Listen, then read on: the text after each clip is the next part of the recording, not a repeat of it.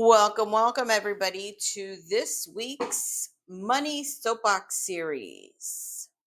Now, this week we're going to switch it up a little bit because over the past few weeks we've been unpacking toxic spending habits. Now, that's a necessary process and it can be intense, but one that's well worth the effort. So, we're going to switch it up a little bit. And so we are going to talk about running your household like a business,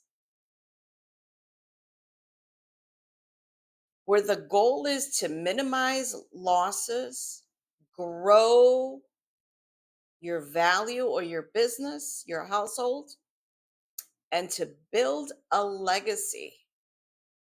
Now, we often hear that phrase that says the household is your first ministry, for those of you that are in ministry. But here at the Soapbox, we believe and we're going to proclaim that your household is your first business. And so what does that mean? It means that you're going to run it with a purpose. You're going to build it with a vision and you're going to leave a legacy.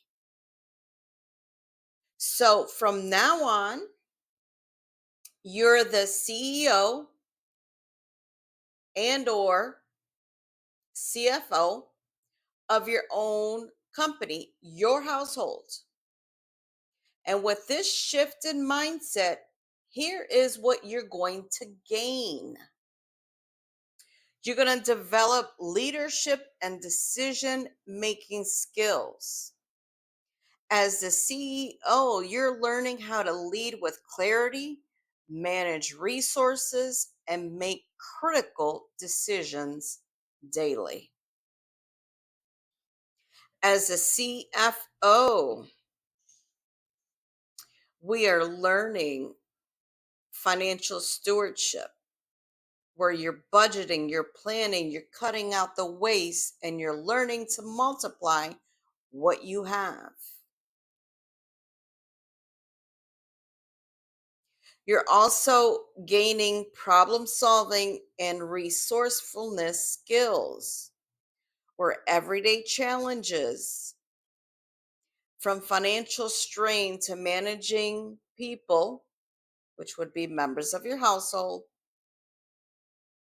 and sharpening your ability to lead under pressure. Now, of course, this is going to depend whether you're in a single household or family household or whatever your situation is, right? By learning to transform your household into a business, you are going to gain the experience and skills that is needed to develop your household into a well-oiled business that's going to become a powerful launching pad. Whether you're stepping into a leadership role or preparing to start your own company, think about it. This goes beyond your household. A lot of people they want to go to college. They want to get their MBA to learn these skills. But we're going to learn it by learning to manage our household and developing our household into a business enterprise. Now, too many people, they sit around, they're waiting for the perfect opportunity to start a business or step into that leadership position at work or to land a new job that requires leadership skills. But here we're flipping the script. This is your opportunity where you're going to start treating your home like your first enterprise, you begin to build the resume of a CEO. As you gain the skills and experience in turning your household around, you can go ahead and list those skills on your resume. Employers will see you as someone who knows how to manage people and resources, which is invaluable.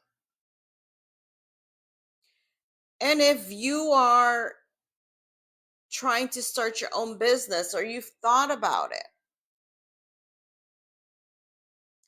then you are building the mindset and the skill set to launch your second business.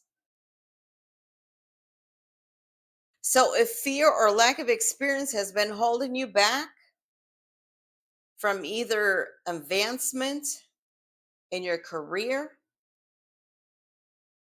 or starting your own business, that ends here because we're going to start in our household. This is where we're going to gain the skills and experience. You know, we always talk about being different, right? But very few people actually stand out because they rather blend in with everybody else. But imagine you putting this on your resume. People are going to take notice.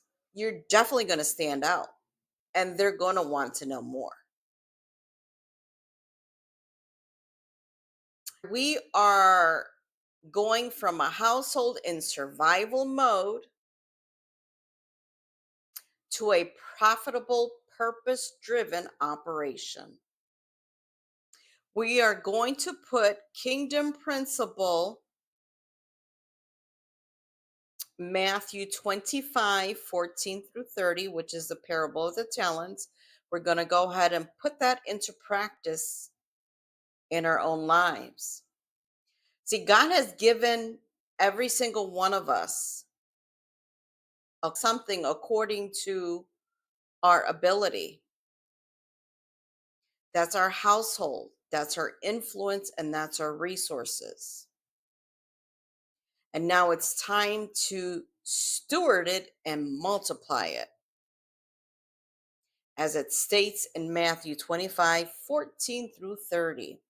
This is what putting scripture into practice looks like. So don't focus on the work as we are going through the toxic buckets, the toxic spending buckets. We're going to focus on the outcome.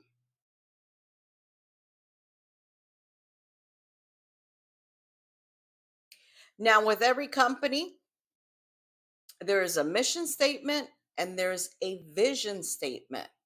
So let's go ahead and establish that for your household. Now, a mission statement is the purpose and what you do day to day. Now, here's an example of a mission statement, and we're going to use the Joneses as the household. We're going to use that as the name of our business, home business enterprise. So the mission statement, this is an example, is to steward Jones's Inc. with wisdom, integrity, and vision by minimizing waste, maximizing value, and building a legacy that honors God and empowers generations. So, what's your mission statement for your household?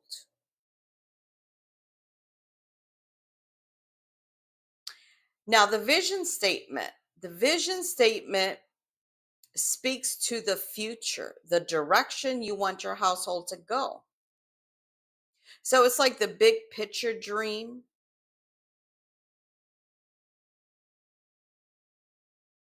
So, what's your vision for your household enterprise? So, here are a few examples: to create a generational culture of stewardship, discipline, and God centered leadership, where we operate with excellence, reflect kingdom values, and leave a legacy that impacts communities and honors Christ. Another example: to transform Jones's Inc. into a hub of purpose, power, and preparation, raising a family who lead, build, and leave a kingdom legacy. Another example: to build a household that operates in wisdom, stewards resources well, and leaves a lasting imprint for the glory of God. So, your mission and your vision statement could be whatever it is that you want it to be for your particular household. So, if you are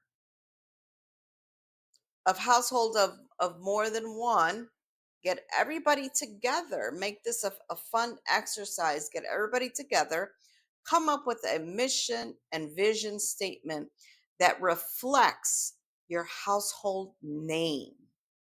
And then once you've written your mission and vision statements, turn them into a document where you can frame it and post it in your home, somewhere that is visible. It's going to serve as a daily reminder of what you're building and why it matters. The same way a company has its core values on display, your home enterprise should do that as well.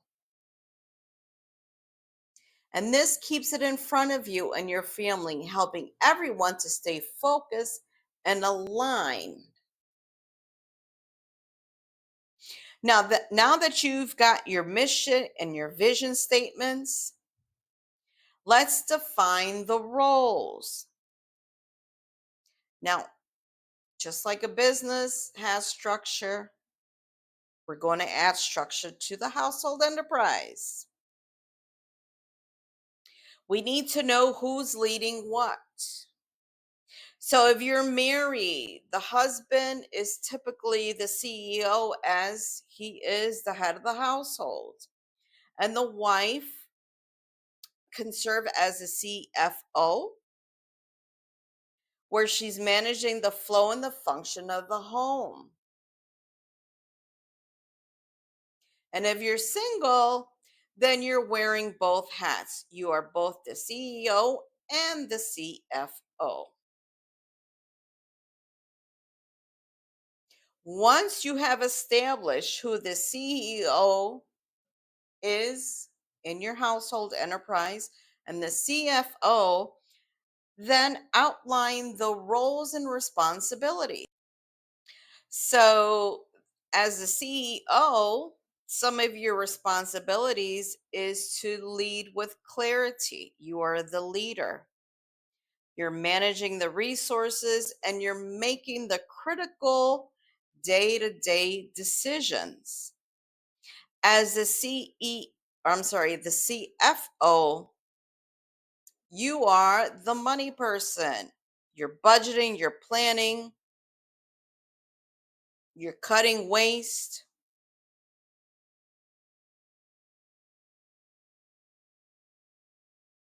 and you're learning to multiply what you have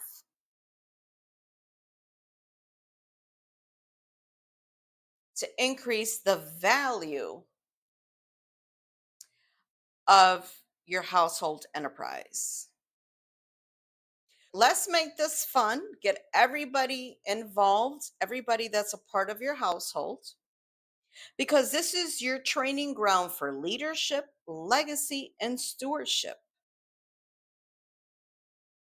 So, comment below, what is your mission and vision statement for your home enterprise? Share it below and let's encourage each other on this journey. That is it for this video. Next week, we're going to pick up where we left off and we're going to dive back into the money buckets. Thank you all for tuning in to the Money Soapbox, and I'll see you all next week.